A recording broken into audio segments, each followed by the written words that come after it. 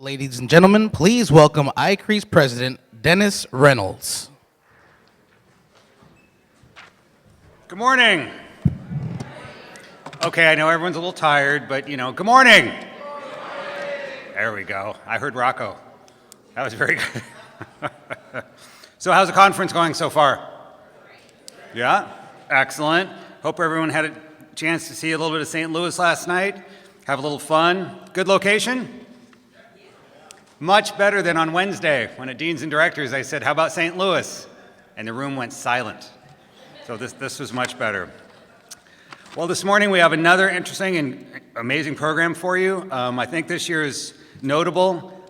So far for the three speakers, first two have just been absolute home runs, and I think the third one's even going to be better. So pretty excited. To introduce this morning's speaker, please welcome ICHRIE Vice President for 2013-2014, Martin O'Neill.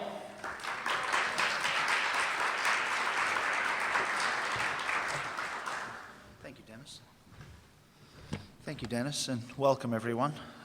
They love getting us out of bed early in the morning, but I think this morning we're in for a bit of a treat. I don't know whether it was by accident or design that I've been brought on stage this morning to introduce our speaker, Kelly Baltes. You'll hear in a second a little bit about Kelly, but I want to up front just make the connection and see whether you all catch it. I'm a faculty member from Auburn University. And I'll tell you a little bit about Kelly now, and then hopefully you will get the relevance. Kelly C. Baltes, Chairman and CEO of the casual dining chain Cheddar's, began his career in the restaurant business at a young age, earning his first position as a busboy in Iowa.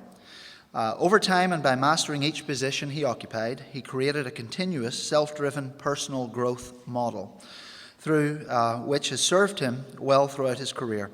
Kelly now oversees 139 Cheddar's restaurants in 25 of these U.S. states. Formerly a successful executive vice president of operations with Darden Restaurants, Baltes took over Irvine-based Cheddar's from its co-founders in 2007. While leading successful teams of restaurant operators, Kelly was accepted into the MBA program at underline it, Auburn University. War Eagle. In 2005, Kelly earned his MBA and was later honored to have been named to the Auburn University College of Business 40 of 40. This impressive honor recognized Kelly as one of the top 40 alumni who graduated in the first 40 years of Auburn University's College of Business. Kelly remains an active alumnus with Auburn University and the College of Business. Kelly is dedicated and fully engaged in the hospitality industry, by devoting his time to connecting with the newest leaders of the industry. Kelly has been a member of the advisory board at University of Central Florida's Rosen School of Hospitality Management since 2006 and spends time speaking with students majoring in hospitality as well as those interested in the restaurant business. Please join me in welcoming Kelly Baltes and War Eagle once again.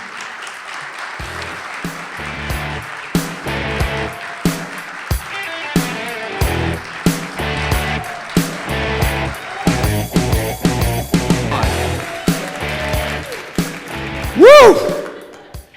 Wow. So can we hang with that music just for about another 5 or 10 seconds? I think the crowd needs a little pickup here, right? Ladies and gentlemen, the Marriott group right here. Give it up. Okay. Well, good morning, everyone. How are we feeling today? Really? Now, I thought this was about hospitality. How are we feeling this morning? Okay, especially hearing the Marriott group. I'm trying to figure out, let me just be honest here before I get started. I'm trying to figure out what I'm up against. And I have to tell you, it's an honor to be here. I want to thank the great folks, everyone at ICHRIE. Oh my goodness, Missouri State and Stephanie, Melanie, everyone, thank you so much for being here. It is an honor, but I have to be honest, what's going through my head right now is, what am I up against with this crowd? I like honesty. I like integrity. I want to be honest. And I got to tell you, I love being here, but next time I come, if I'm ever invited back after this time speaking here today, I am not going to follow free night.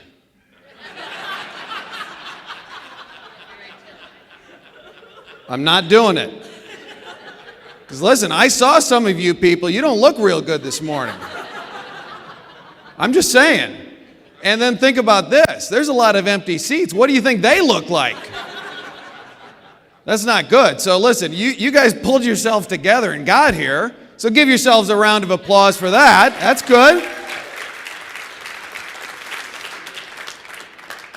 Okay, and those who are not here, well, they just get to miss out. But it's an honor to be here. And as I was spending time thinking about what is it that we have in common, what is it that we can engage on and spend time talking about, I really kind of came to the conclusion that we kind of do the same thing, don't we?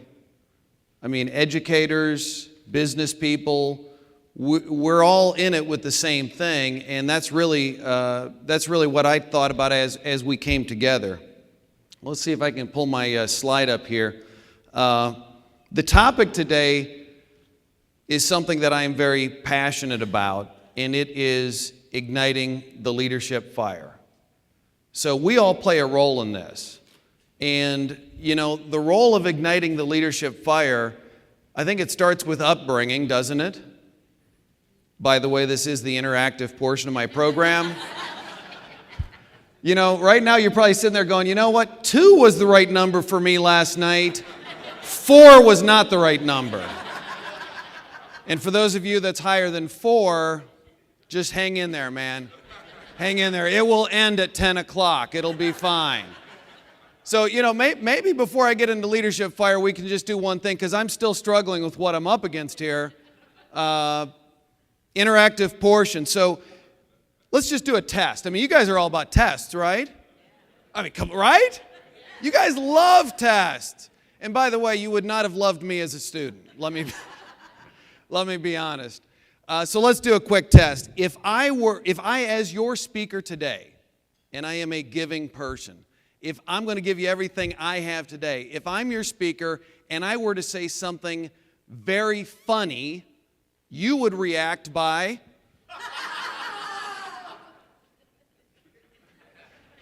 apparently this half of the room is engaged, this other half, I don't know. So I'm focused on you guys now. So if as your speaker I were to say something very sad, you would. What if I were to say something very shocking? Okay, I'm not going to say anything shocking. I'll stick to funny or sad. But okay, so now I know what I'm up against here. But igniting the leadership fire is something that we share. We have this in common. I think it starts with upbringing. So when I think for myself, it is my 11-year-old son, Austin. It's my 9-year-old girl, Sophie. And it is a responsibility of me to ignite something within them. I carry that burden. I carry that burden overtly every day. And that fire that's inside of them is going to be shaped differently. Trust me. Anyone have 2 kids or more? This is the interactive portion. I really can't see. You're going to have to clap. 2 kids or more, yes? Okay. Oddly enough, the Marriott people have no children. I don't know. Maybe. Okay, there may be a correlation there. Maybe we could get some research on that, right, folks? Somebody, you know, document this. I don't know. So, you know, kids are different, right? Aren't students different too? How many times do you have 2 students, or in business, 2 managers, and they're exactly the same? And they can be ignited in the very same way. Well, that doesn't happen very often. So our time together is really focusing today with us talking about the things that we share in common, which I believe is captured in igniting the leadership fire. You as academia, administrators, professors, deans, department heads, what you do is you shepherd and touch people along the way. And that opportunity is so precious. Do you guys know this? It is so precious. I plead you to not just process. I beg you to not just process the people. How many students? 300. Yes, we got them through. We moved them on out. We're done. That is not igniting the leadership fire. That is processing and moving on. I don't like dealing with life like that. I don't like dealing with my kids like that. And I don't like working with our managers, our leaders like that. So I believe we share that in common. Do you agree? Yes. If you're in agreement, you have to clap. That's all I'm saying.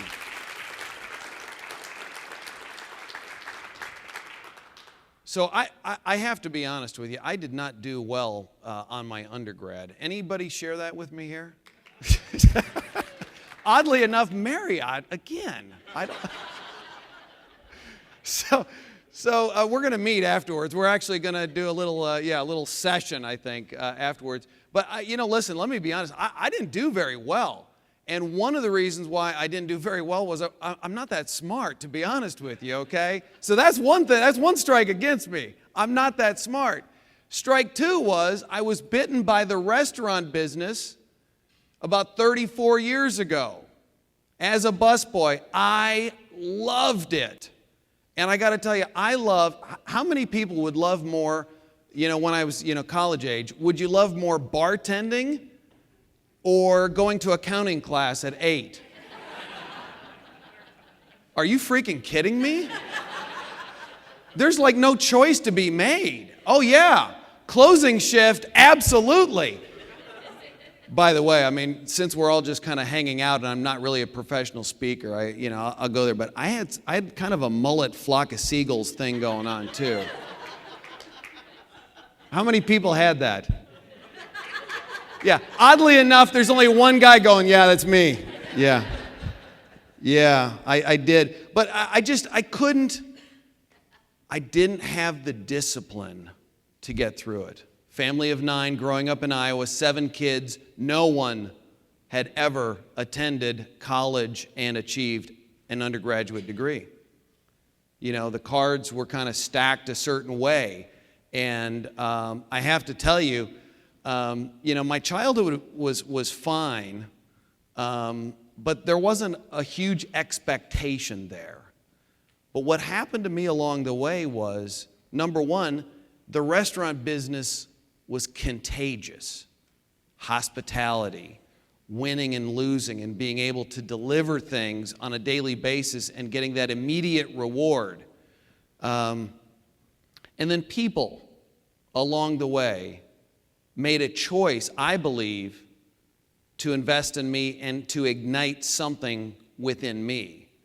And we're going to talk about a couple of key points about what it takes to ignite the leadership fire. Now, I would tell you, I'm here to talk to you as great educators, and it is an honor. You guys do the hard work. I'm so honored to even be here. You guys do the hard work. You're building the foundation for our industry. You're making what I do possible. But I'm going to ask you, if nothing else, to look deep and think about the choices you make in igniting the leadership fire for you, and just at least think about as the conference here kind of starts to become in your rearview mirror. I want you to at least think about what you are igniting on a daily basis, and if you would be so kind as to also think about it in terms of personally beyond professionally. I think there's something to think about there. So now, by the way, before I do that, I had a great introduction by a Auburn guy, War Eagle. Thank you so much for that. But you have to think about, whatever comes out of my mouth, you're going to be deciding whether it's credible or not. I guarantee it's less academic than what you do, but you're going to have to figure out, listen, if I don't know what I'm talking about, well then, sit here, breathe some air, leave, and move on. But if there's any credibility to what I've done in my career and how I've done it, I ask that you kind of lean in a little bit and give me that benefit of the doubt. And it starts with, right now, what I do for a living, which is chairman, CEO of Cheddar's. How many people have been to a Cheddar's? If you could just... Thank you. Okay, so more than half of you have not been to a Cheddar's. I would like to make sure you know a little bit about Cheddar's, so that then maybe I can it can help you think of the context of what we're going to talk about. If we could roll the video, please.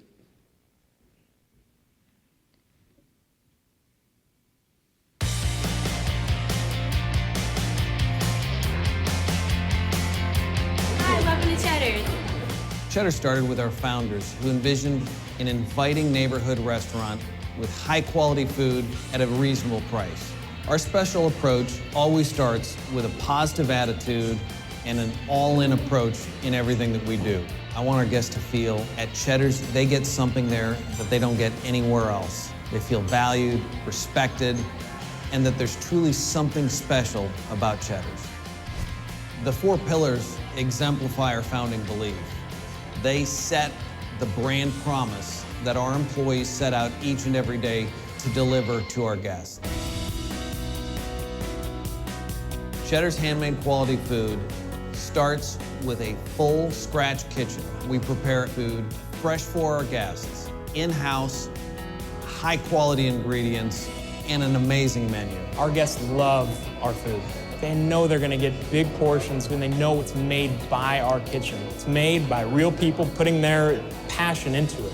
We have cooks hand breading, chicken tenders, onion rings, just making that food fresh on a daily basis. Guests pull up in the parking lot and see this beautiful building made of stone. We start with a 20-plus foot Austin chalk tower at the entrance. Polished copper, gas lamps, cedar shake roof with dormers. It's a great looking restaurant. And they come in and they see the interior that matches as well. They have a beautiful paddle fan that is amazing. Feels like home. It's nice, it's cool, it's just, you feel comfortable here. High quality materials, great finishes, granite countertops, reclaimed 100-year-old Chicago brick, 400-gallon freshwater aquarium. It's just a beautiful environment. And when they're seated, the booths are comfortable. You have your own space, nice thick butcher block tables. It's a great place to have a meal. At Cheddar's, it's not a transaction. Cheddar's is all about an experience. And when our employees provide that real relationship, it's genuine and our guests feel cared for.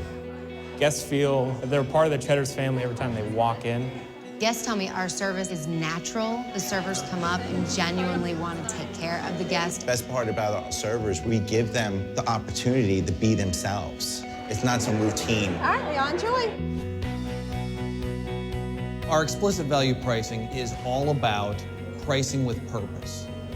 We price to ensure that our guests have an exceptional value, and that value then translates into guest frequency. Can't go anywhere else and get the amount of food for the price you get here. It's kind of fun when guests get their bill and they get a little bit of reverse sticker shock because they were shocked at the pricing and how low it was. They feel happy when they leave. They feel like, man, I just had a great experience and I can afford this. I can go back again. The strategic advantage that Cheddar's has starts with a strong leadership team, a strong culture, and delivery of the 4 pillars creates high guest loyalty, high guest frequency, and it allows us to operate very high volume restaurants with superior restaurant level economics. Being a part of Cheddar's, it's a family. Everyone is all in and taking care of the guests every single day. Delivering on the 4 pillars each and every day clearly differentiates Cheddar's from everyone else. Handmade quality food, polished atmosphere, a real relationship, and explicit value pricing. Nobody does it like Cheddar's.